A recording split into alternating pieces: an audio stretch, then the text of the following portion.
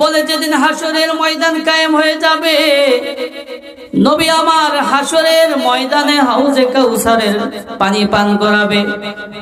বলে যখন পানি পান করানো শুরু করবে, কিছু কিছু মানুষ যখন পানি পান করতে আসবে, তখন তাদের মাঝে দেওয়াল হয়ে যাবে, আর পানি পান করতে পারবে না। আবার কিছু মানুষকে নবী নিজেই চিনবে না। এই জন্য নবীর উম্মত হইতে হবে, নবীর উম্মত হইতে হবে, নবীর সুন্নাত গুলোর অনুসরণ করতে হইবে। ভাত খাই, ভাত খাওয়ার একটা দোয়া আছে, ঠিক নেই? খানা যখন সামনে আসে একটা দোয়া আছে, আল্লাহুম্মা বারিক লানা ফিমা রাযাকতানা ওয়া কিনা আযাবান নার। এটা নবীর সুন্নাত।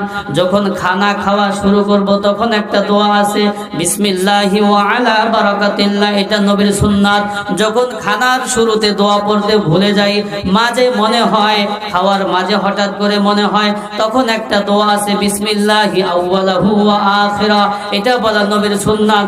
যখন খানা খাওয়া শেষ করব তখন একটা দোয়া আছে, আলহামদুলিল্লাহিল্লাযী আত'আমানা ওয়া সাকানা ওয়া জাআলানা মিনাল মুসলিমিন। বলে এই দোয়া পড়া সুন্নাত। যখন দাওয়াত খাবো তখন একটা দোয়া আছে, আল্লাহুম্মা আত'ইম মান আত'আমানি ওয়াসকি মান সাকানি।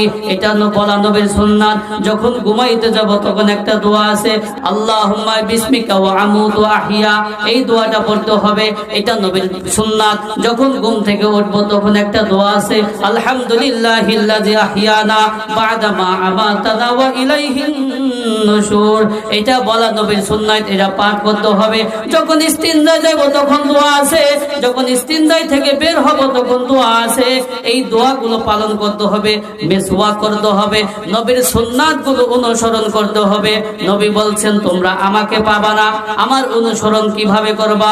আল্লাহর হাবিব বলছেন, তোমরা যদি আমার সুন্নাতকে অনুসরণ করো তাহলে আমি নবীকে অনুসরণ করা হয়।